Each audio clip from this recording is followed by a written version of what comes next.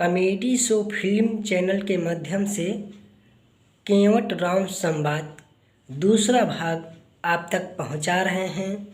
आप हमारे YouTube channel पे बने रहिए। नए हैं तो हमारे यूट्यूब चैनल को ज़रूर सब्सक्राइब करें। आपका बहुत बहुत धन्यवाद। चलिए राम केवट संवाद की ओर। जिस समय दोस्तों राम भगवान आज्ञा देते हैं कि केवट, यदि आप चाहते हो कि हमारा पैर पखार कर ही हमको गंगा के उस पार उतारोगे तो आप अवश्य हमारे चरण को धुल लीजिए। प्रभु रामचंद्र जी की वाणी सुनते ही केवट बड़ा कठोता लेकर आया और गंगा जी के जल से सबसे पहले श्री रामचंद्र जी के चरण को पखारते में मगन होते हुए कुछ मन ही मन गुनगुना रहा है। ध्यान दीजिएगा सभी दोस्तों। निर्बल प्राणी पुकारी रहे, निर्बल प्राणी पुकारी रहे, जगदीश हरे जगदीश हरे। निर्बल प्राणी पुकारी रहे, जगदीश हरे दीश हरे। मानो ये फन झनकार रहे, जगदीश हरे जगदीश हरे। काफ़ी समय बीत गया दोस्तों। केवट एक ही चरण पखारते हुए, और जब प्रभु रामचंद्र जी देखा कि हमको तो देर हो रहा है, प्रभु रामचंद्र जी केवट से कहने लगे, केवट एक पैर धोने में इतना समय लगाए तो दूसरा पैर धोने में आप कितना समय लगाओगे। प्रभु रामचंद्र जी की सुन के वाणी केवट बोलने लगा, हे प्रभु, एक दिन भी लग सकते हैं, 2-4 दिन भी लग सकते हैं। तो इतनी केवट के वचन को सुनते हुए प्रभु रामचंद्र जी क्या कहने लगे, ध्यान दीजिए दोस्तों। हो रही देर हमको केवटे, हो रही देर हमको केवटे, अब कष्ट हमें होता है। हो रही देर हमको केवटे, अब कष्ट हमें होता है। देरी ना करो, देरी ना करो, गंगा के पार उतारो तुम। देरी न करो, देरी न करो, गंगा के पार उतारो तुम।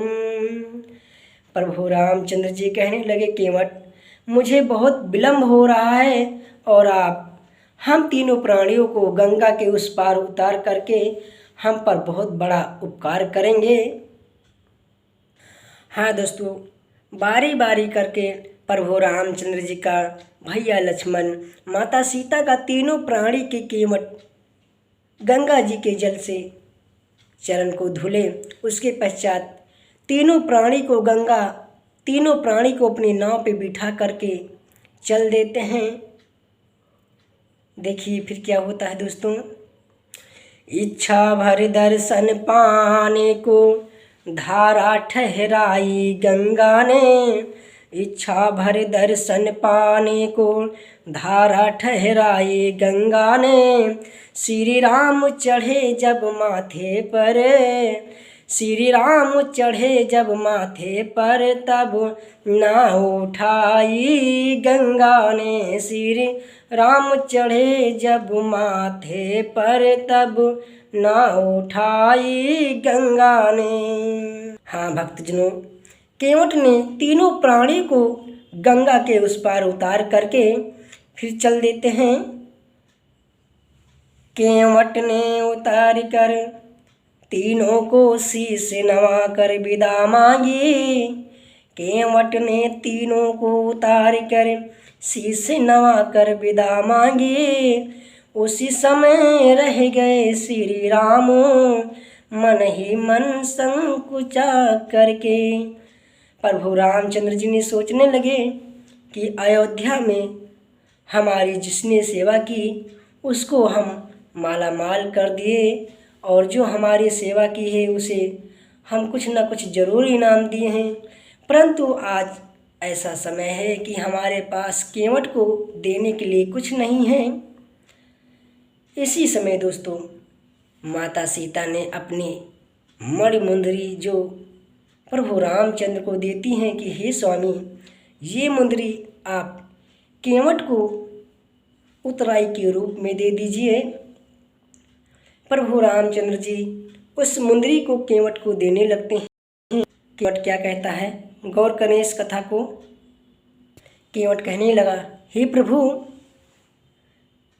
हम ये उतराई नहीं ले सकते। आप आए घाट हमारे, बिन उतराई उतारे हम।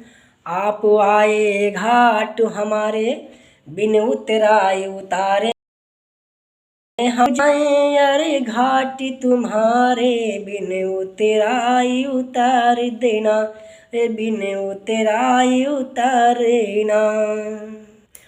केवट कहने लगा, प्रभु आप मुझे कुछ देना ही चाहते हैं इनाम के रूप में, तो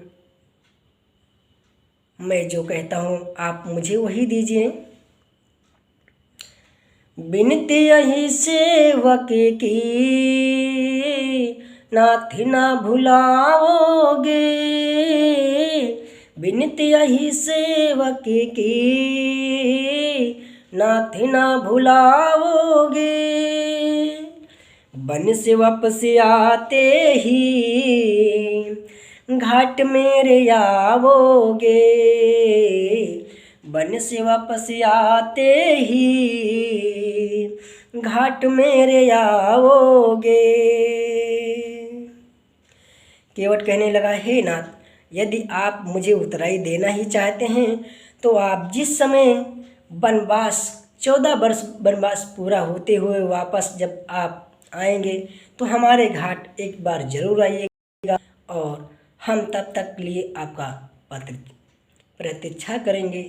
प्रभु रामचंद्र जी केवट के वाणी को सुनते हुए केवट को भक्ति अमर होने का वरदान दिया, और प्रभु रामचंद्र जी, भैया लक्ष्मण, माता जानकी, ये तीनों प्राणी गंगा के उस पार होते हुए वन को प्रस्थान कर दिए।